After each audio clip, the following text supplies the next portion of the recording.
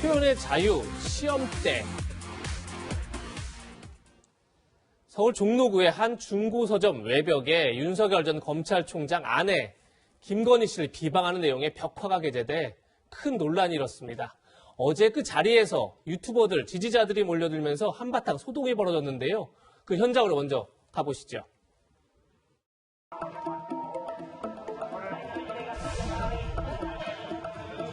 다 쓰레기요! 저 글씨는 보기가 역겨우니까 지워가지고 여기 써놓은 글씨는 여기 있는 역들은 이거 누가 썼어?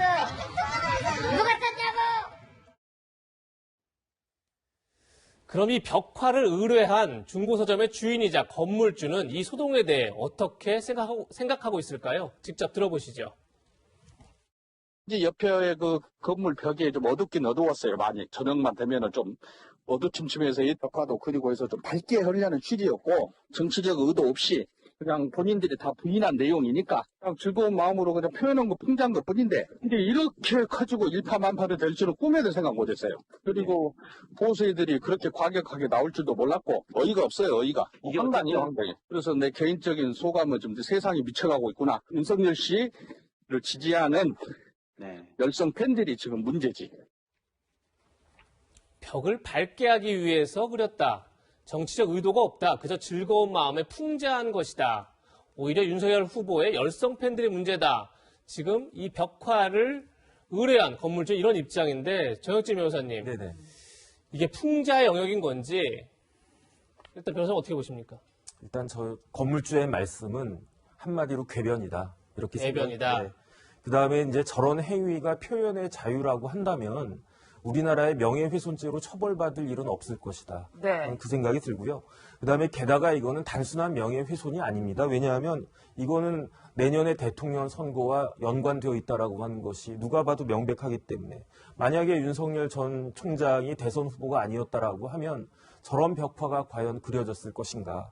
우리나라 공직선거법엔 어떻게 규정이 되어 있냐면요. 누구든지 뭐 후보나 뭐 관련된 사람이 아니라 국민 누구든지 선거 운동을 하기 위해서 그 후보자의 배우자의 뭐 가족관계, 직업, 경력, 행위 등에 대해서 허위 사실을 공표하거나 아니면 공연히 사실을 적시해서 그 비방을 하면 형사처벌 받게 되어 있습니다. 그런데 여기서 비방이라고 하는 것은 무엇이냐? 판례에 의하면은 인격적 가치에 대한 사회적 평가 저하를 말하는 것이거든요.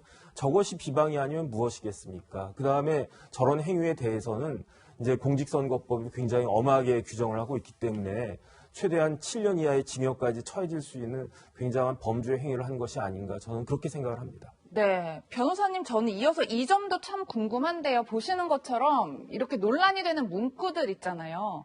하얀색 페인트로 이렇게 다 지웠단 말이에요.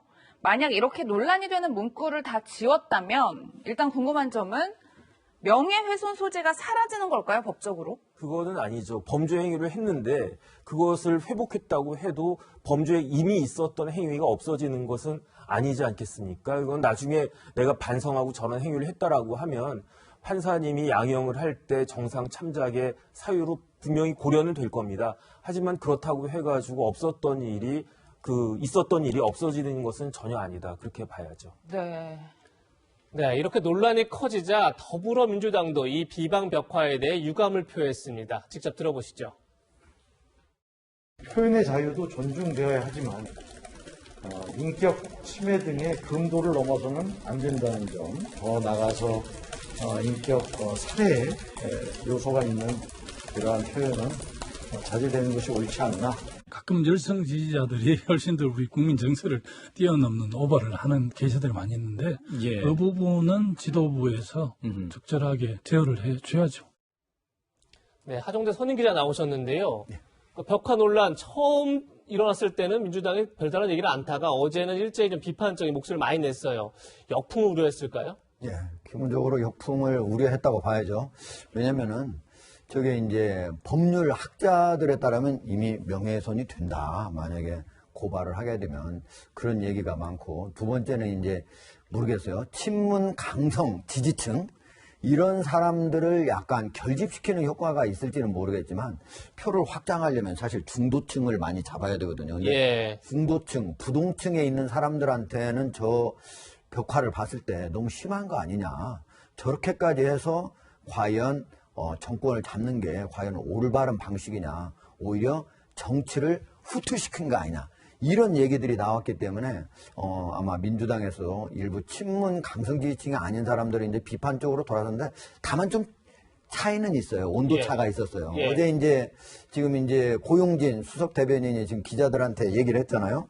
표현의 자유도 존중되어야 하지만 인격 침해 등의 금도를 넘어서는 안 된다. 이렇게 얘기했는데 네. 이게 강력하게 비판한 게 아니잖아요. 표현의 자유라는 말하고 같이 넣어가지고 마치 뭘 비판했느냐 하는 걸 잘 모르게 살짝 해놓고 또 하나는 저게 당에서 공식적으로 성명이나 뭐 대변인 성명이라든지 당 성명으로 해가지고 저 얘기를 한 게 아니고 그냥 기자들한테 얘기하다가 뒷배경, 백그라운드 설명하다가 얘기한 거거든요.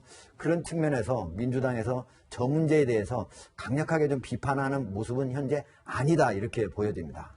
네, 최 교수님 그럼에도 어쨌든 이제 민주당 수석 대변인이 금도를 넘었다 하면서 이제 비판의 목소리를 내니까 말씀처럼 일부 민주당 내 강성 지지층들 사이에서는 또 이런 민주당에 대해서 비판의 목소리를 내더라고요. 아주 일부긴 하지만 윤석열 전 총장한테 보험 드느라 정신없다. 조국 전 법무부 장관 가족도 방어했어야 한다. 의리 없는 건 민주당의 최대 약점이다. 뭐 이런 취지의 비판의 목소리가 나오고 있는데 이런 반응은 어떻게 보셨어요? 그러니까 저런 반응이 잘못됐죠. 민주당의 공식 입장 맞고요. 이게 공식 입장이 아니라고 하정도 기자님 말씀하셨는데 수석 대변인이 얘기한 공식 입장이고 대부분의 민주당 의원들도 여기에 동의한다고 저는 생각해요. 그런데 이런 형태로 그러니까 그런 얘기를 한 민주당에 대해서 비판하는 이런 모습을 보이는 게 과연 도움이 되겠습니까? 저는 이런 식으로 하기 때문에 문제가 되는 겁니다. 그러니까 민주당이 더 국민들한테 실망을 당하는 겁니다. 제가 볼 때는요, 저는 이런 사람들이 저는 별로 그렇게 많지 않다고 개인적으로 생각해요. 정말 상식적인 생각을 갖고 있는 사람들이라면 저렇게까지 해서 할 필요가 있을까 하는 생각이 들지 않겠습니까?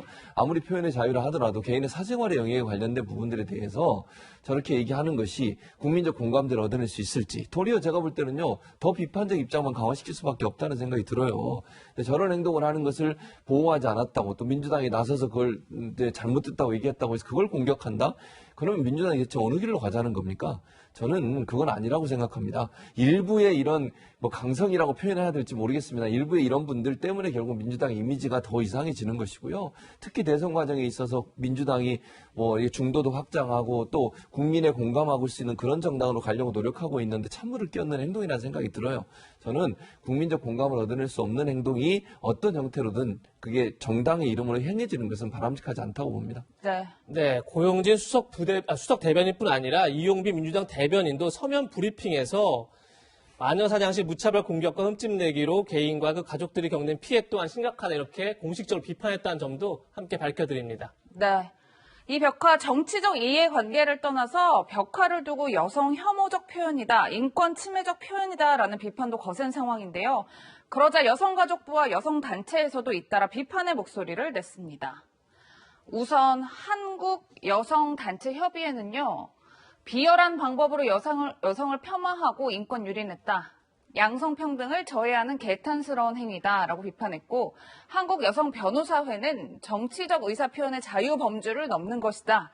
여성을 향한 명백한 폭력이자 인권 침해다라고 비판의 목소리를 냈고 여성가족부도 입장을 냈습니다. 스포츠와 정치 영역 등에서 제기되는 문제와 관련해 여성 혐오적 표현이나 인권 침해적 행위가 있어서는 안 된다고 생각함이라는 문자 메시지를 출입기자단에 보내왔는데요.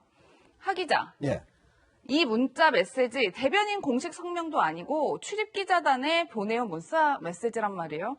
일각에서는 구체적인 이슈도 거론하지 않았고 원론적인 수준의 문자 메시지 전송은 굉장히 부적절하다 이런 지적들이 나오고 있어요. 그렇죠. 사실은 이제 먼저 알려주려면 기자들한테 문자 메시지 보낸 거가 잘못된 건 아니에요. 문자 메시지 먼저 보내야죠. 보낸 다음에 적어도 여성가족부의 홈페이지라든지 아니면 성명서로 나중에 뒷받침을 해가지고 이 여성가족부도 이런 문제에 대해서 강력하게 비판을 하고 있구나라는 걸 보여줬어야 되는데 지금 여성가족부가 낸 내용을 보더라도 한국여성변호사회나 아니면은 한국여성단체협의회하고도 좀 어느 정도 좀 내용상에 있어서 차이가 있거든요. 그런데 이게 여성가족부가 처음이 아니에요.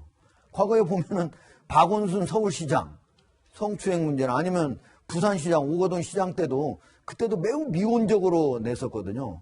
그래서 이게 과연 여성가족부냐 아니면 여당가족부냐 여권가족부냐 뭐 이런 얘기까지 나올 정도로 했었는데 이런 얘기가 나오기 때문에 여성가족부 폐지 얘기도 나오는데 저는 여성가족부 폐지해야 된다고 생각하는 사람은 아니지만 좀 더 오히려 기능을 강화하려면은 이런 어떤 진보냐 보수냐 이런 거 따지지 않고 여성이 대한민국에서 진짜 평등하고 남성과 자유롭게 같이 공존할 수 있는 그런 세상을 만드는데 앞장서야 될 것입니다. 네.